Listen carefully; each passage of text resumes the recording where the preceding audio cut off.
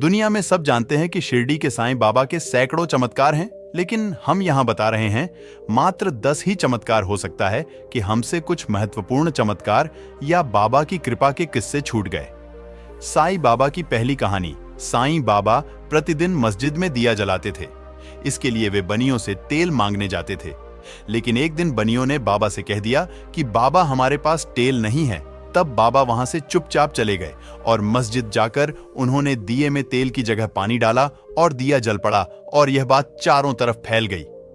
तब वहां के बनिए उनके सामने आए और उनसे माफी मांगी तो बाबा ने उन्हें माफ कर दिया और साईं बाबा उससे कहे कि अब कभी झूठ मत बोलना। साईं बाबा का दूसरी कहानी। एक बार बाबा का भक्त बहुत दूर से अपनी पत्नी को लेकर बाबा के दर्शन के लिए आया और जब वह जाने लगा तो जोरों से बारिश होने लगी। तब उनका भक्त परेशान होने लगा।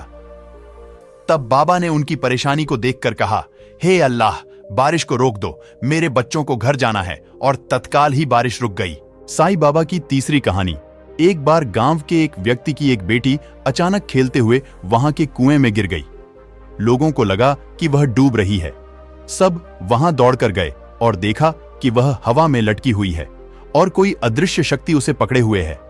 वे और कोई नहीं, बाबा ही थे, क्योंकि वह बच्ची कहती थी कि मैं बाबा की बहन हूं। अब लोगों को कोई और स्पष्टीकरण की जरूरत नहीं थी।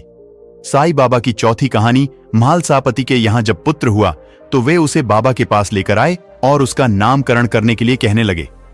बाबा ने उस पुत्र को देखकर म्हालसापति से कहा कि इसके साथ अधिक आसक्ति मत रखो, सिर्फ 25 वर्ष तक ही इसका ध्यान रखो, इतना ही बहुत है। ये बात म्हालसापति को तब समझ आई जब उनके पुत्र का 25 वर्ष की आयु में देहांत हो गया। 1922 में भगत म्हालसापति का देहांत हो गया और साईं बाबा की 5वीं कहानी से हमको यह ज्ञान मिलता है।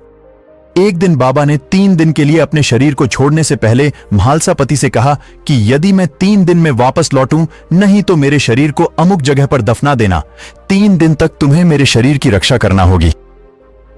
धीरे धीरे बाबा की सांस बंद हो गई और शरीर की हलचल भी बंद हो गई। सभी लोगों में खबर फैल गई कि बाबा का देहांत हो गया है। डॉक्टर ने भी जांच करके मान लिया कि बाबा शांत हो गए हैं, लेकिन म्हालसापति ने सभी को बाबा से दूर रहने की सलाह दी। उन्होंने कहा कि 3 दिन तक इनके शरीर की रक्षा की जिम्मेदारी मेरी है। गांव में इसको लेकर विवाद हो गया, लेकिन म्हालसापति ने बाबा के सिर को अपनी गोद में रखकर 3 दिन तक जागरण किया। किसी को बाबा के पावन शरीर को हाथ भी नहीं लगाने दिया। 3 दिन बाद जब बाबा ने वापस शरीर धारण किया तो जैसे चमत्कार हो गया। चारों ओर हर्ष व्याप्त हो गया। बाबा की छठी कहानी। मुंबई के रहने वाले काका महाजनी का विचार शिरडी में 1 सप्ताह ठहरने का था। पहले दिन दर्शन करने के बाद बाबा ने उनसे पूछा, तुम कब वापस जाओगे? उन्हें बाबा के इस प्रश्न पर आश्चर्य सा हुआ। तब उन्होंने कहा, जब आप आज्ञा दें। तब बाबा ने कहा।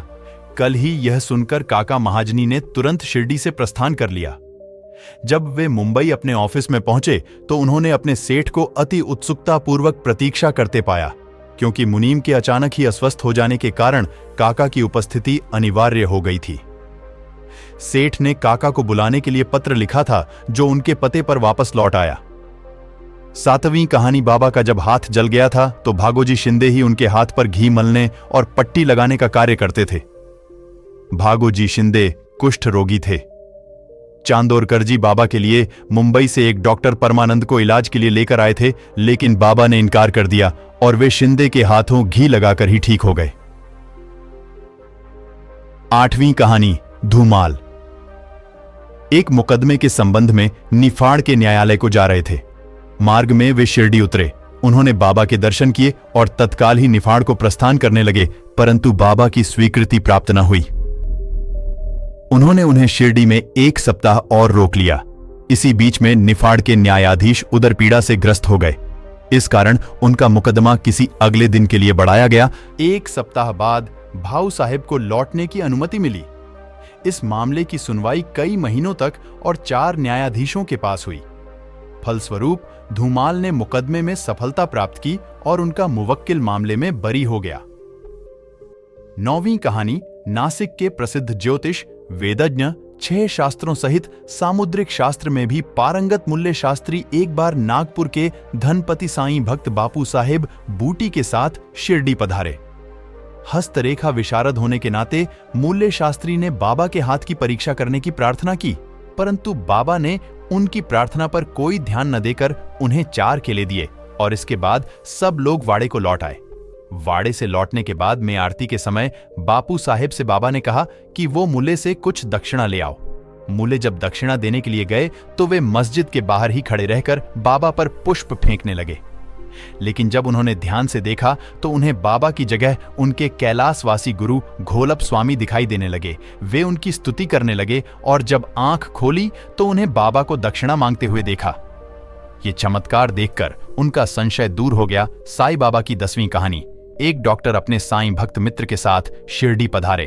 उन्होंने मित्र से कहा कि तुम ही दर्शन करने जाओ, मैं नहीं जाऊंगा, क्योंकि मैं श्री राम के अलावा किसी के समक्ष नहीं झुकता, खासकर किसी यवन के समक्ष, और वह भी मस्जिद में तो कतई नहीं।